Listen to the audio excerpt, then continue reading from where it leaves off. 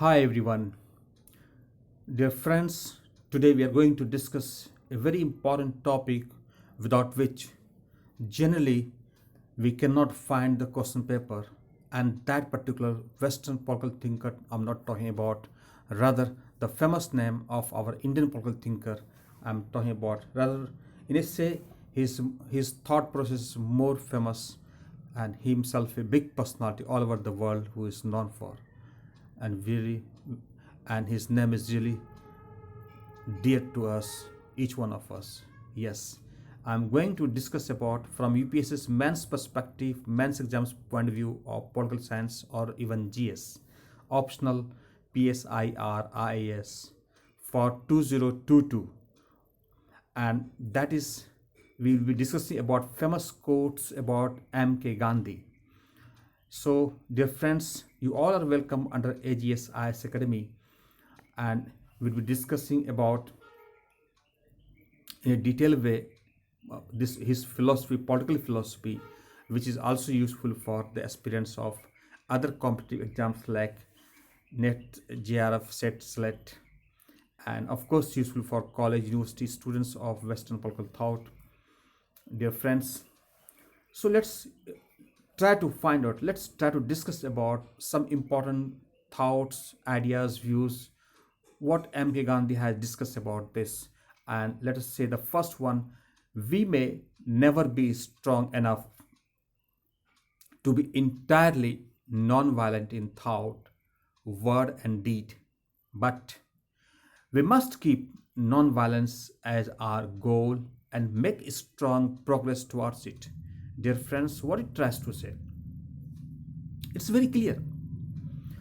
It says like, yes, it's true, we may not ever be strong enough in the entire life so that we can be every time non-violent. Maybe it's very difficult for a human being. One mood changes, one circumstances change, one values, one thinking, perceptions, or like uh, different conditions prevail. Accordingly, we may turn to be violent, but like we may not be always non-violent in thought and process, either word or by actions. But one thing is very true: we must keep non-violence as our goal.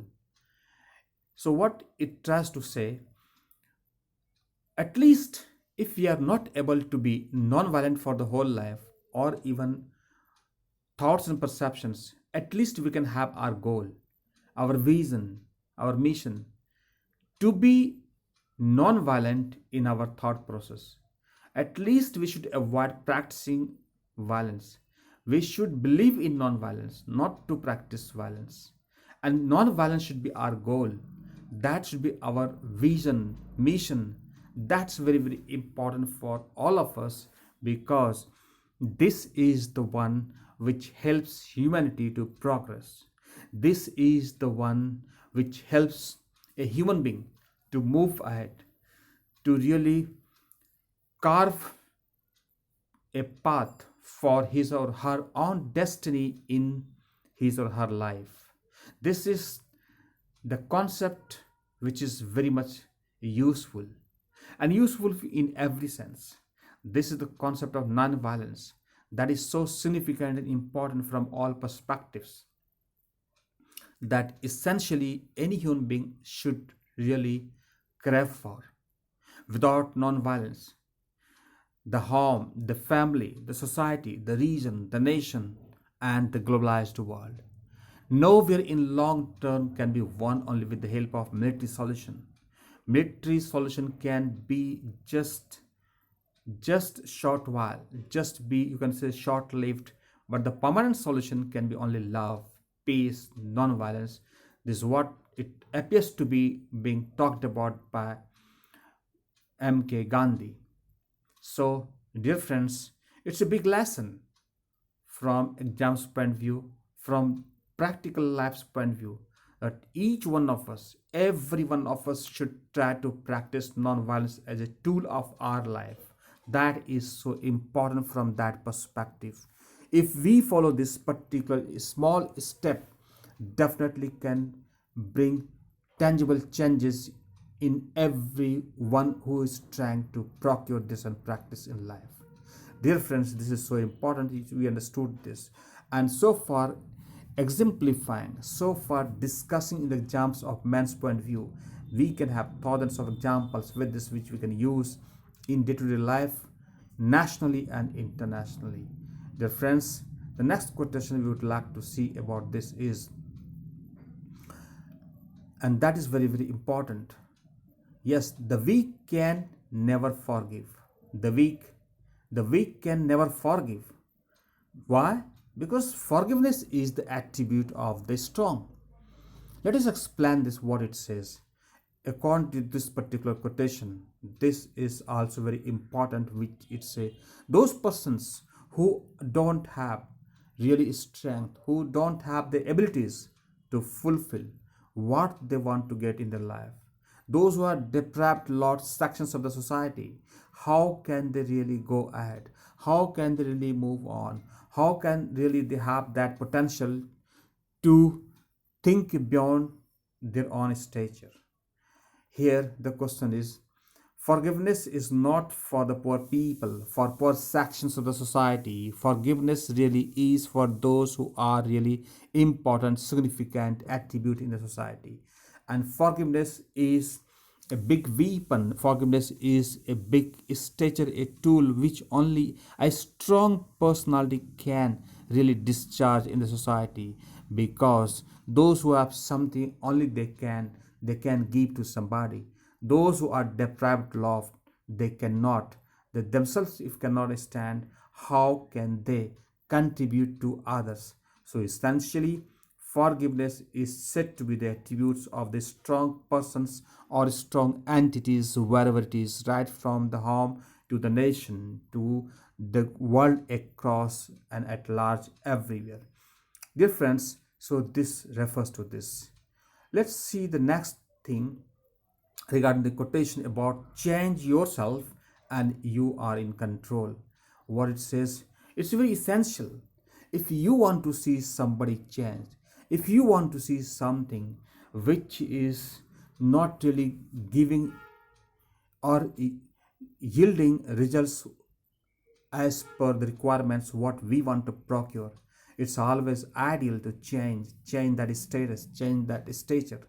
And for that, if something is in your control, that essentially should be that I should change first. If I want to see something changed, none and nobody else will do something for you, but it's up to us, it's up to me, it's personally for me, that I need to change myself first if I want to see things changed for me beyond my stature. So essentially, this particular quotation also has tremendous values. Dear friends, we all of us know, we all of us are aware about the very, very famous thoughts. And this is one of them, what we can say. In this condition, what happens? Like when restraint and courtesy are added to strength. What I repeat, when restraint and courtesy are added to strength, the latter becomes irresistible, is also good quotation from Gandhian perspective. What it says, when restraint and courtesy are added, that the strength becomes much more bigger and it becomes irresistible. So every human being should think about, like, should be having regulations on his or her perceptions, thoughts, and should not practice something which can harm, which can create problem for others. We should as a human being practice and should have control on ourselves. If we have other strengths, and if that can be added, that can really be something miraculous for us to find and go ahead accordingly. Dear friends, so this talks about this. And then the very famous lines of and then perceptions of Gandhian thought, when we say, if somebody has his belief, and belief basically leads to our thoughts. When we have something about belief, when we practice some beliefs, that eventually lead us in our thought processes.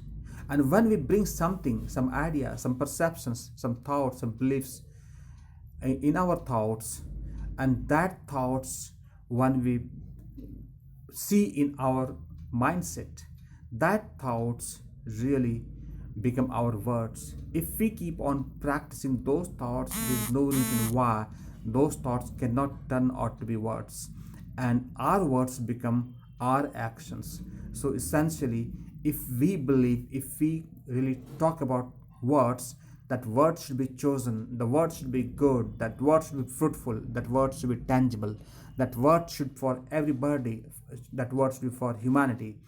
Because the life as we know is something short lived. We can desire for entire world, we can desire for unlimited luxuries, but we never should forget our life first of all is not having any stature, and it is something so much, you can say, without any substance, so much you can say without any base, so much you can say without any prediction, that even next moment human beings cannot predict that a particular entity or person is going to last. If life itself has no idea about the prediction for tomorrow, today, or next moment, what's the use of thinking about the entire humanity, entire towering something, or smashing something, or ideas for something that cannot be really converted? Yes, we must have big goal, big dreams, that's okay, but at the same time we must go hand in hand with the creator of this universe. If we go hand in hand with the creator of the universe, there is no reason for frustration, fear, or any other troubles. Why? Because creator of the universe is there to protect us. So with that particular entity in our mind, if we go along with, then we can achieve our goal, and we can be devoid of fear psychosis. So our words become actions, and when we practice, when we bring actions continuously, and that actions, when we practice actions, that actions lead us to our habits, and when we start having habits, then automatically with consistent and persistent habit practices, that become values. And then when we bring values in our day-to-day activities, when we bring values in our personal life and in every part of our actions, what happens? That automatically turn out to be our destiny. So if we want to get destiny, first thing to do is to have our beliefs, right beliefs, and tangible beliefs, human beliefs, beliefs with humanity of everything. If our belief will be positive, if our belief will be constructive, then definitely, if the means is good, if the source is good, if the approach is good, the end product will also be good. There is no reason why that will not be good. So if we want to see our results positive, then our resources and process should be positive, our approach should be positive. That essentially lead us to believe that the thought process should be good, and eventually our destiny will be good. This is what seems to be conveying the message to each one of us, the entire human being of the universe, which is so essential. Therefore, dear friends, let's have the next quotation that's again equally very important from our perspective and exams perspective for men's of UPSC or even for PCS. And that quotation is, what does it refer to? An eye for an eye will only make the whole world blind. I repeat, an eye for an eye will only make the whole world blind. It's so important. As we know, this world is full of violence. As we know, this world is full of greed factors. As we know, human beings are so greedy across the world. If they get something, they never are contented with that. They always crave for more and more and more and more. There's no end of more. And so they, in that sense, to procure, they can go to any extent, and they can do whatever they like. Dear friends, an eye for an eye will never solve the problems. An eye for an eye will always create the problem. We can never part of the solutions. solutions will only lead to the positive outcome.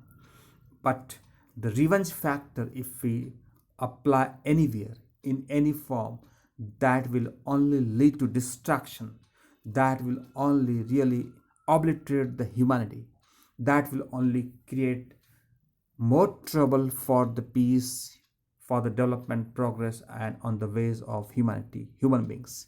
So it's essentially very significant. We should never believe to take revenge. Revenge for the sake of revenge will never give the results. What is significant is, if somebody is creating problem for you, we should try to resolve those issues amicably rather than firmly and believing on that and then going straightway to take revenge. Revenge for revenge will never create solutions. So that will blind the entire universe. What is important from Gandhi perspective is, if somebody is creating revenge for you, you try to create something non-violent path. You try to create something that should be fruitful for the humanity, and revengers should think 1000 times before even creating revenges. Dear friends, let's have the next very important quotation of M.K. Gandhi, and that's about non-violence is a weapon of the strong. We can imagine how marvelous, how such a great personality Mahatma Gandhi was, how great a stature he had himself. Only he can understand. Non-violence was such a brilliant idea.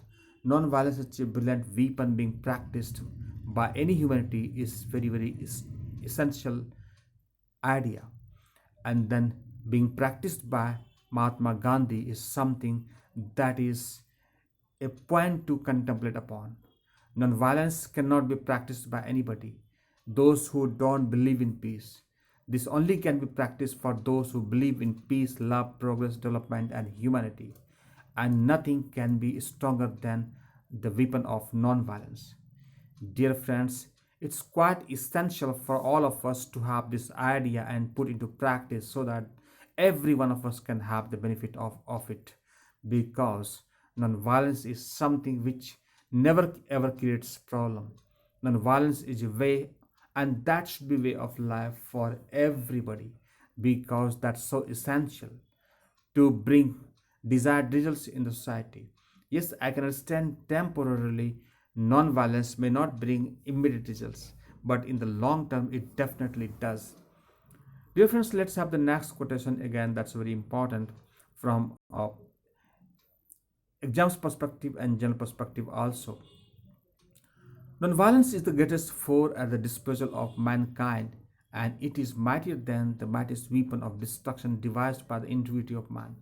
Again, to expand this particular non-violence is essentially, it is even being said that this can be also one of the biggest weapon for the human beings to use it, and then it can change any course of history if being practiced. So dear friends, this is also very important. Let's have the next quotation of this, and that is, it is being said, power can be of two types or two kinds. One is obtained by the fear of punishment, and the other by acts of love. So it says, I repeat, power can be of two kinds. One is obtained by the fear of punishment, and other by acts of love. Yes, and power based on love is 1000 times more effective and permanent than the one derived from fear of punishment. Dear friends, it is very important. Any power which is being procured or taken cannot last long if that is based on fear from any entity, human beings, or whatever could be. But the power which is being taken, the power which is being procured and based on love, perceptions, or humanity, that remains thousands and thousands times better than what like being taken out by virtue of fear. Essentially, dear friends, this is very important. All of us should believe, all of us want to have power, but power should not be snatched away. Power should not be taken by force. Power should be based on love and affection. If that's the case, then definitely it remains eternal. it remains permanent. This is what appears seem to be saying by Gandhiji regarding this great perception. Dear friends, so this some important quotations were there for you to practice from exams point of view of UPSC or IAS mains, and it could be quite useful for all of you. Dear friends, finally thanks for watching the video. Do share, like and subscribe it. If it's useful for you, also pass on to your friends and relatives so that they also can take benefit out of it. Thank you very much for watching the video.